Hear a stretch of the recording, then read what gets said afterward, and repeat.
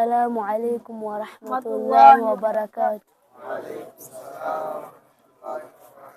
Ndugu wetu, nataka kuwafundisha hadithi moja Mtume alisema ni muhimu.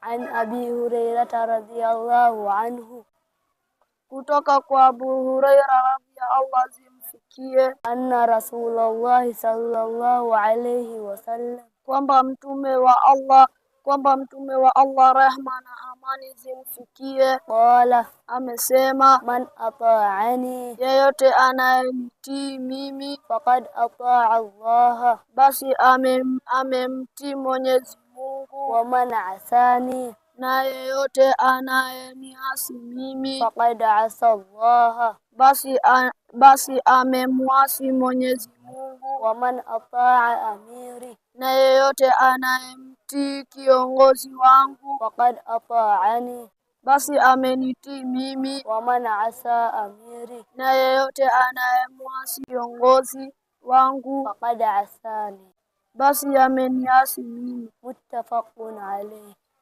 Imepokewa na Bukhari na Muslim. Hii hadithi inatufundisha kutii maustadhi, maulama na watu wakubwa. Dalili yake Mtume akasema, wa man ataa amir, yoyote anayetii kiongozi wangu, faqad atani, basi amenitii. Na kiongozi ni kina ustadhi, ulama na shekhu wa wengine wakubwa. Na kama utakosa kutii ustadhi wako, amiru wako na ulama na mashekhu wakubwa, utakosa kumtii Mtume sallallahu alayhi wasallam. Na hapo ya kwanza tuliambiwa, wa man ata'ani, yoyote anayenitii mimi, faqad ata Allah, basi amemtii Mwenyezi Mungu. Mtume akasema yoyote anayenitii atatii Mwenyezi Mungu. Ukosa kutii kiongozi wako, utakosa kutii Mtume. Na ukosa kutii Mtume, utakosa kutii Mwenyezi Mungu. Na ni vibaya kukosa kutii Mwenyezi Mungu.